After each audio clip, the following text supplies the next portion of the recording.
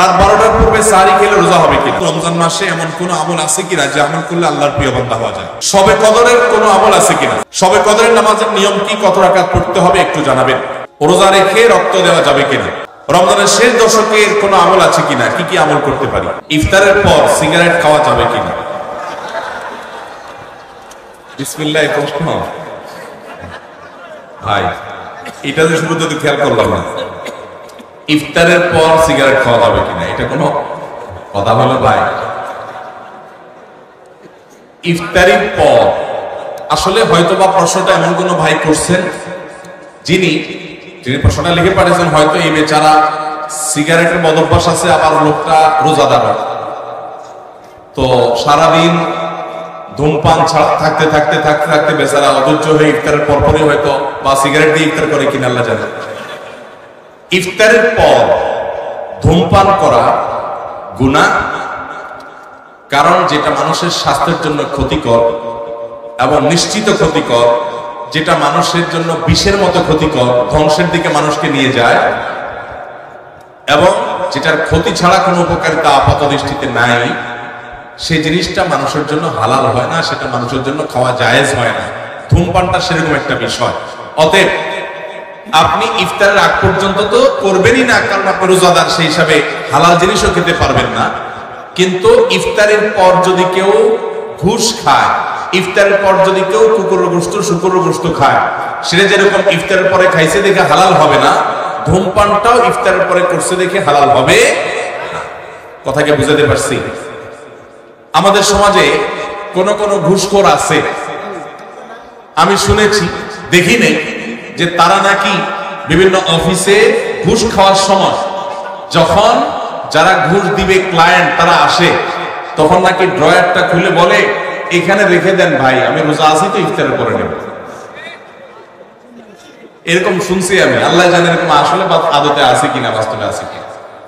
তো এই বেচারা সে রোজা রেখে ঘুষের টাকা ধরবে না, রোজা ভেঙে ইফতার করার পর তারপরে ধরবে।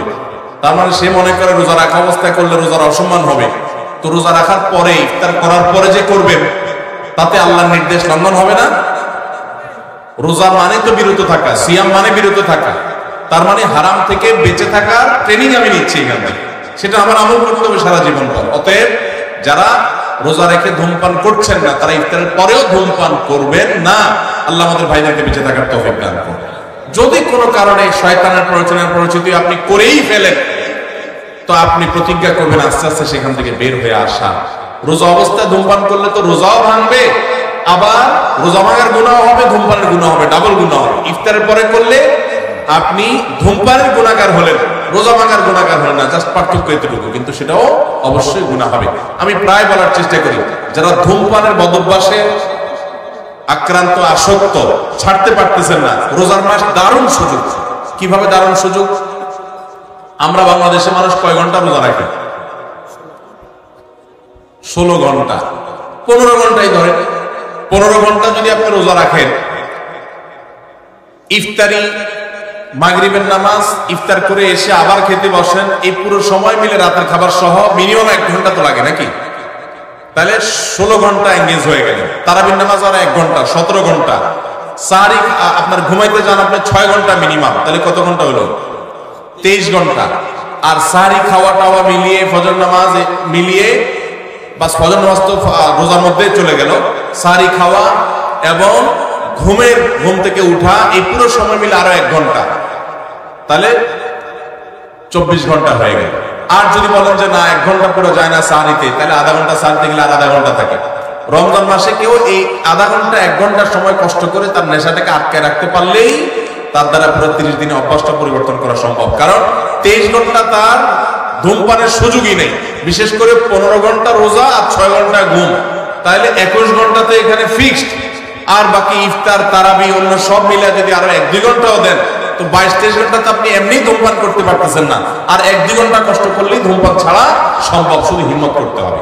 আল্লাহ আমাদের ধূমপাই ভাইদেরকে ধূমপান রমজান মাসে অন্তত ত্যাগ করার তৌফিক দান করুন। রাত 12টার পূর্বে সাহরি খেলে রোজা হবে কিনা? যদি কেউ রাত 12টার পূর্বে সাহরি খায় তাহলে রোজা হয়ে যাবে। এমনকি মধ্যরাতে কেউ, শুরুর রাতে কেউ খেয়ে শুয়ে গেছে, সাহারি আর খায় নাই, তারও রোজা হয়ে যাবে। কিন্তু সাহারি খাওয়াটা সুন্নাহ। নবী করিম সাল্লাল্লাহু আলাইহি ওয়াসাল্লাম বলেছেন, তাসাহারু ফাইন্না ফিস সাহুরি বারাকা, তোমরা সাহারি খাও কারণ সাহারির খাবারের ভিতরে বরকত আছে। অনেক মুরব্বীরা আছেন দুপুর রাতে সাহারি খেয়ে ফেলে, গ্রামাঞ্চলে বিশেষ করে। এটা উচিত না। সাহারিটা শেষের দিকে খাওয়া সুন্নাত।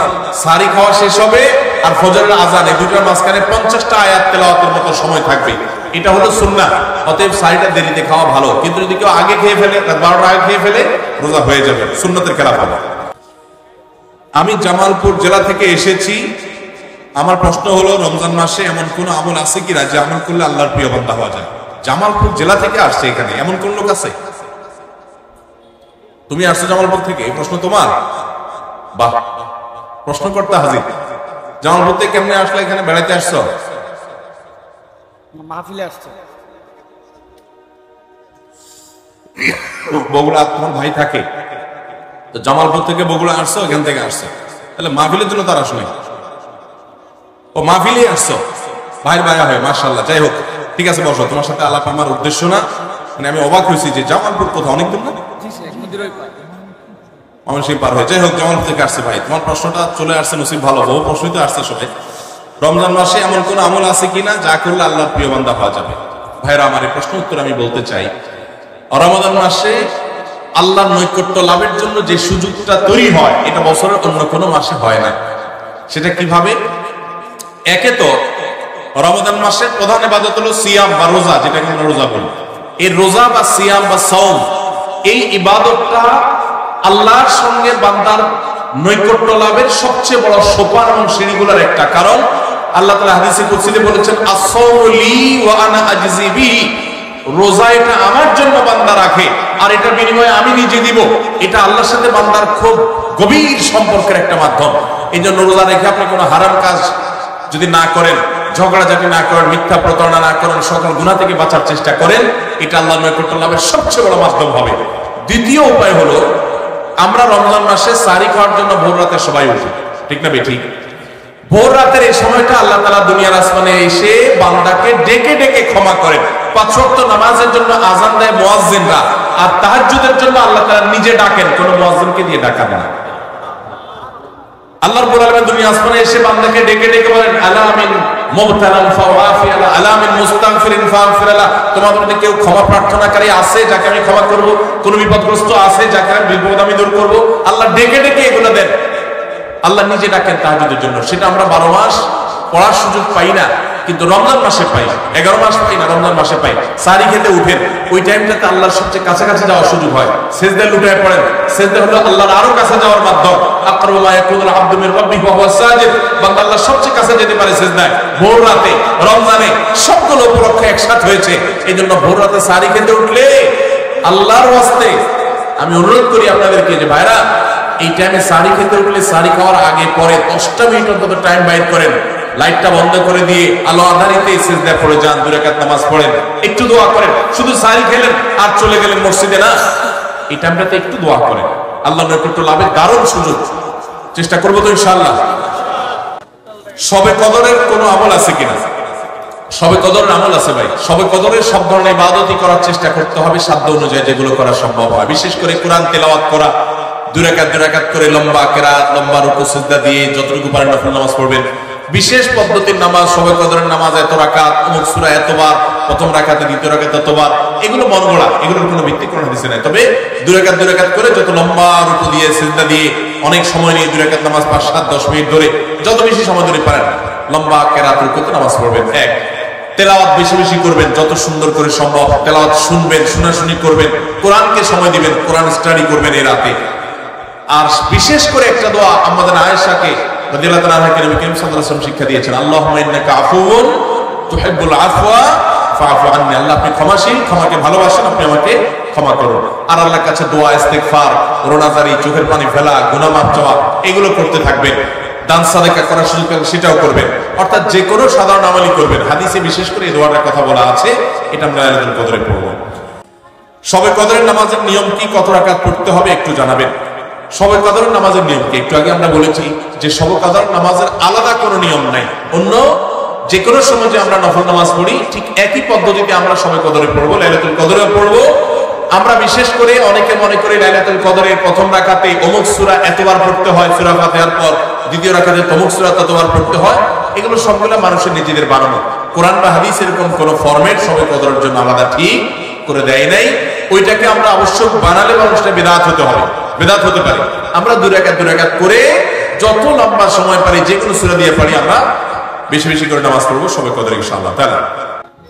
রোজা রেখে রক্ত দেওয়া যাবে কিনা? মানুষকে রক্ত দান করা সওয়াবের কাজ।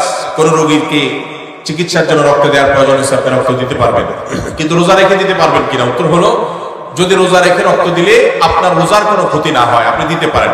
রোজার ক্ষতি না হওয়া মানে, অনেকে আছেন যে রক্ত দিলে তিনি নিজে দুর্বল হয়ে, তার শরীরে এমনি রক্ত শূন্য, রক্ত দেওয়ার ফলে দুর্বল হয়ে তার রোজাটাও বরং রাখাটা রিস্ক হয়ে যেতে পারে। এরকম যদি হয় কেউ, তাহলে তার জন্য এটা করা উচিত না, জায়েজ না, যেহেতু তার রোজা হুমকির মধ্যে পড়ে যাবে। আর এরকম সচরাচর বেশিরভাগ লোক এরকম না, সুস্থ স্বাভাবিক আলহামদুলিল্লাহ, যে এক ব্যাগ রক্ত আমি দিলে আমার অসুবিধা হবে না, আমি রোজা রাখতে পারবো, তাহলে সে অবস্থায় রোজা অবস্থায় রক্ত দিলে রোজা ভঙ্গ হবে না। রমজানের শেষ দশকের কোন আমল আছে কিনা? কি কি আমল করতে পারি? রমজানের শেষ দশক হলো আমলের সবচেয়ে গুরুত্বপূর্ণ দশক। ভাইরা আমার, নবী করিম সাল্লাল্লাহু আলাইহি ওয়াসাল্লাম সম্পর্কে আমাদের আয়েশা বলেছেন, কানা ইয়াজিতাহিদু ফীহি মা লা ইয়াজিতাহিদু ফী গায়রি। রমজানের শেষ 10 দিনে আসলে নবী সাল্লাল্লাহু আলাইহি ওয়াসাল্লাম ইবাদতের জন্য এত চেষ্টা করতেন, এত মেহনত করতেন, এত সাধনা করতেন, তার জীবনে অন্য কোন সময় ইবাদতের জন্য এত সাধনা করতেন না, শেষ 10 দিন ইবাদতের জন্য যেরকম সাধনা করতেন। এবং আমাদের আয়েশা বলেন, হাদিসে আরো বলেছেন তিনি, নবী করিম সাল্লাল্লাহু আলাইহি ওয়াসাল্লাম কানা ইদা দাখালাল আশর, রমজানের শেষ 10 দিন যখন শুরু হতো, আহিয়া লাইলা, সারা রাত আর ঘুমাতেন না, শেষ দশক কখনো ঘুমাতেন না। ওয়া আইকাযা আহলা, পরিবারের লোকদেরকে ঘুম থেকে ডেকে তুলতেন। ওয়া সাদ্দা মিহজারা, কোমর বেঁধে নিতেন। এবং ইবাদতের জন্য সবচেয়ে বেশি মেহনত মুজাহাদা তিনি করতেন। ভাইরা আমার, রমজানের শেষ দশক হলো ইবাদতের সবচেয়ে গুরুত্বপূর্ণ সময়। আমাদের বেশিরভাগ মানুষ ঈদের কেনাকাটায় আমরা ব্যস্ত হয়ে পড়ে, শহরের মানুষ গ্রামে যাওয়া ব্যস্ত হয়ে পড়ে, গ্রামের মানুষ শহরের মানুষকে ওয়েলকাম করার জন্য ব্যস্ত হয়ে পড়ে। আমাদের শেষ দশকের ইবাদত হয় না। শেষ দশক ইবাদত করার চেষ্টা করবো তো ইনশাআল্লাহ। শেষ দশকের প্রধান ইবাদত হলো ইতিকাফ। শেষ দশকের প্রধান ইবাদত কি? ইতিকাফ। ইতিকাফ করার চেষ্টা করবেন। আমরা শেষের দিকে এসে ইতিকাফের কথা বলি, তখন আপনারা এর ফজিলত বুঝেন না। নবী করিম সাল্লাল্লাহু আলাইহি ওয়াসাল্লাম রমজান রোজা প্রতি হিজরিতে ফরজ হয়েছে, তার ওয়াফাত পর্যন্ত কোন বছর শেষ দশকের ইতিকাফ ছাড়েন নাই, মসজিদে ইতিকাফ করছেন। যুবকরা ইতিকাফ করবেন তো ইনশাআল্লাহ। তিনটা ইবাদতের স্বাদ নগদ পাওয়া যায়, আমি কোরআন হাদিসের আলোকে আমার অভিজ্ঞতার মিশেলে আমি জানাচ্ছি। এর মধ্যে একটা হলো, লম্বা সময় নিয়ে যদি সিজদা দিতে পারেন, বিশেষ করে তাহাজ্জুদে, তো দেখবেন এটার স্বাদ আপনি অনুভব করবেন। আর দ্বিতীয়টা হলো ইতিকাফ। ইতিকাফ রমজানের শেষ দশক যদি মসজিদে বসে যেতে পারেন, গাঁটটি মুস্কা নিয়ে, কিচ্ছু করতে পারেন না, শুধু বসে গেছেন মসজিদে 10টা দিন, আপনার ফিল হবে যে আপনি আল্লাহ তাআলার চৌকাঠে এসে পড়েছেন। ইতিকাফের মজা যারা একবার পায় তাদেরকে এটা থেকে দূরে সরে রাখা যায় না। আর 3 নম্বর হলো আরাফাতের ময়দানের দোয়া। এটাতে যে স্বাদ, এই তিনটা স্বাদ যে পাইছে, সেই স্বাদগুলো কখনো আর ছাড়তে চায় না। আল্লাহ আমাদের সবাইকে ইতিকাফ করার তৌফিক নসিব করুন। রমজানের শেষ দশকে ইতিকাফ করবেন, বেজর রাতগুলোতে বেশি বেশি ইবাদত করবেন, অন্য রাতগুলোতে ইবাদতবন্দি বেশি বেশি করবেন, কোরআন তেলাওয়াত বেশি বেশি করবেন, কারণ এই দশকে লাইলাতুল কদরে কোরআন নাযিল হয়েছে।